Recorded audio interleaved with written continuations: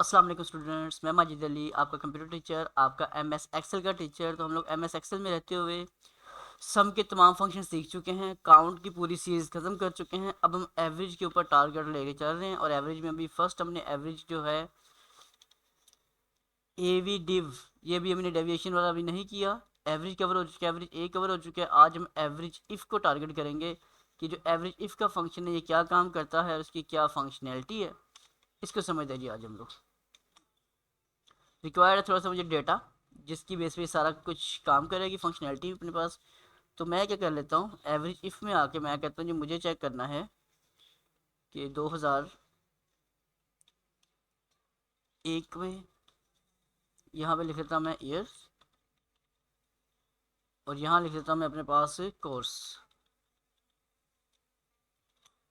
Name और यहाँ उसकी लिख देता हूँ मैं अपने पास आने वाली इनकम।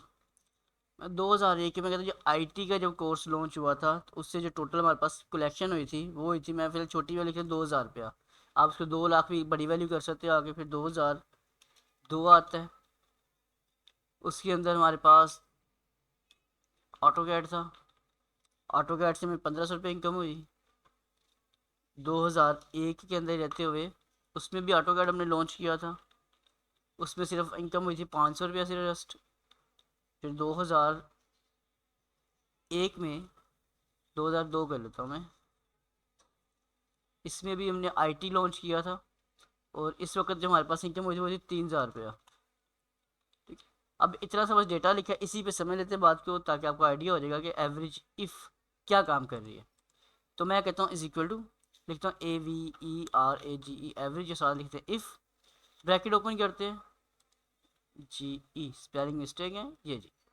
अब फार्मूला मेरा ओपन हो चुका है, सामने सबसे लिखा आता है रेंज, कि वो रेंज बताएं जिसकी बेस के ऊपर आपने चेकिंग करनी है, क्राइटेरिया लगाना है अपने पास। ठीक है, तो मैं फिलहाल क्या करने लगा हूँ, मैं बीच में अभी कोर्सेज का जिक्र नहीं कर रहा, मैं चेक कर रहा हूँ कि कौन से साल से मुझे जो पैसे आए थे उसकी एवरेज क्या थी। तो मैं कहता हूँ जी ये मेरे पास ईयर वाली रेंज है फर्स्ट ऑफ ऑल, कोमा।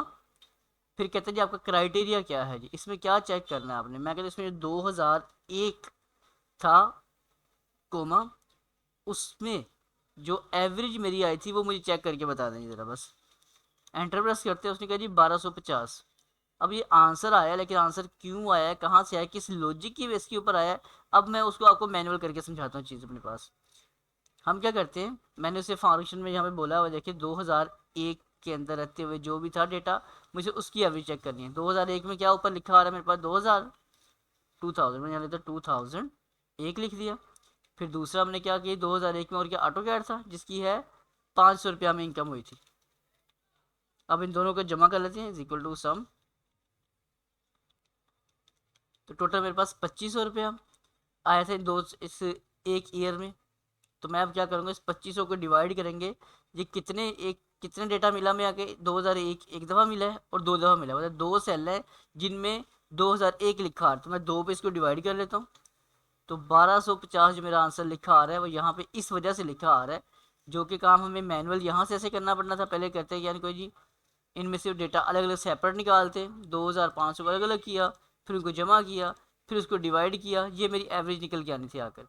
यहाँ क्या किया हमने, एक ही झटके में बोला कि एवरेज इफ़, पहला था रेंज, मैंने कहा जी ये मेरी रेंज है और ये मेरा, अब अच्छा रेंज को आप यूँ भी कर सकते हो आप, इसको मैं अगर बैक स्पेस करता हूँ, मैं अगर कहता हूँ जी ये मेरी रेंज है, मैं ये छोड़ के मैं कोर्सेज के नेम वाला सेल सेलेक्ट करता हूँ और क्राइटेरिया में आके मुझे जानना है कि जो दो आईटी की हमारे पास फीसें इकट्ठी हुई थी, क्योंकि आईटी अब टेक्स्ट है, तो जब भी कभी टेक्स्ट आएगा तो इन्वर्टेड कोमा लाजमी लगा लेने आपने।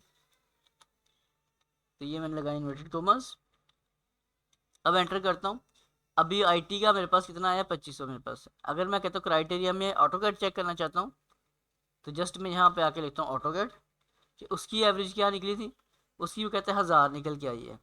अब आईटी का कैसे लॉजिक हुआ है, ये देखिए मेरे पास आईटी था, आईटी की फ़ीस आई है मेरे पास 2000 एक दफ़ा, और यहाँ से आईटी की कोर्स की फ़ीस मेरे पास आई है जी 3000 एक दफ़ा। ठीक है, अब मैं पहले अगर आईटी करके दिखाता हूँ और उसको देखते हैं कि मैनुअल ये आंसर कैसे हमारे पास आया है और क्या आंसर आता है।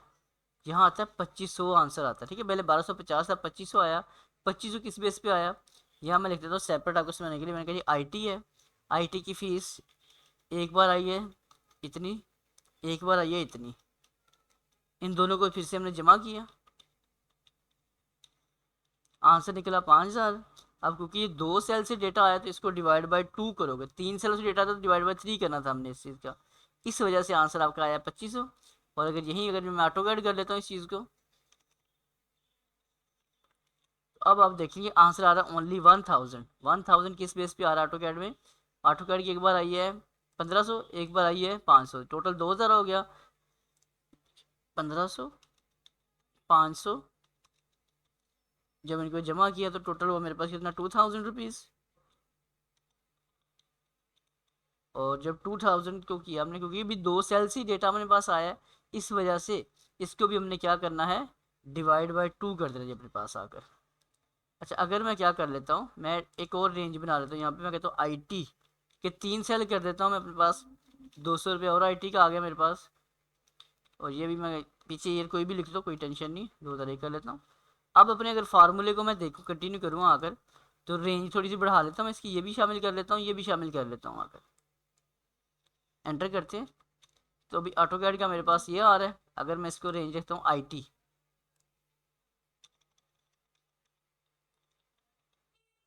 आईटी लिखा आ रहा है 1733 रुपये।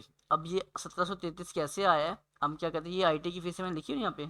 एक आईटी का आया है 2000 रुपये यहाँ से, फिर आईटी का आया था 3000 यहाँ से, फिर आता है 200 भी यहाँ से, मैं 200 भी लिख लेता हूँ यहाँ पे। अब फिर इनको हमने क्या करना है, इनको जमा करना है G, is equal to sum, bracket open कर लेते हैं। और हम कहते हैं टोटल आईटी कितनी फीसें इकट्ठी हो चुकी हैं, 5200। और आंसर क्या आया, 17। अब 17 क्यों आया ये वाला, क्योंकि ये आईटी 3 सेलों से डेटा कलेक्ट होकर है, 1 2 3। तो हम क्या करेंगे, इस अमाउंट को डिवाइड बाय करेंगे 3, तो इस वजह से 1733 लिखा आ रहा है। तो मुझे अब पूरा यकीन हो चुका है इस बात का कि आपको एवरेज इफ़ का आइडिया हो चुका है। इसी तरह एवरेज इफ्स के लिए भी ये डेटा यूज़ करेंगे ताकि आपको और अच्छे से क्लियर हो सके, वहाँ पर डबल क्राइटेरिया इंशाल्लाह लेके चलेंगे। तो अगर आपको ये वाला पॉइंट समझ आ चुका है और ये वाली वीडियो आपको अच्छी लगी है, तो काइंडली इसको लाजमी तौर पे आप लोग चैनल को सब्सक्राइब कर लीजिएगा और इसको लाइक भी कर दीजिएगा। और मेरे पास मेन जो क्वेश्चन है इसका, जो एवरेज डेविएशन वाला है, वो इसके जो बाद फार्मूला है उसके बाद इंशाल्लाह हम एवरेज डेविएशन को टारगेट करेंगे, ताकि आपका ये पूरी एवरेज की सीरीज भी खत्म हो जाए। सम हम पहले ख़त्म कर चुके हैं, काउंट हमने अभी ख़त्म कर लिया है, और एवरेज भी इंशाल्लाह जल्दी अपनी ख़त्म हो जाएगी। फिर इंशाल्लाह नेक्स्ट एक और टारगेट शुरू करेंगे जिस पे आपका जो भी मामला तो होंगे वो भी सोल्यूशन करते जाएंगे। तो मुलाकात करेंगे कि नेक्स्ट वीडियो में। तमाम दोस्तों को जी मेरी तरफ से अल्लाह हाफिज़, बाय बाय।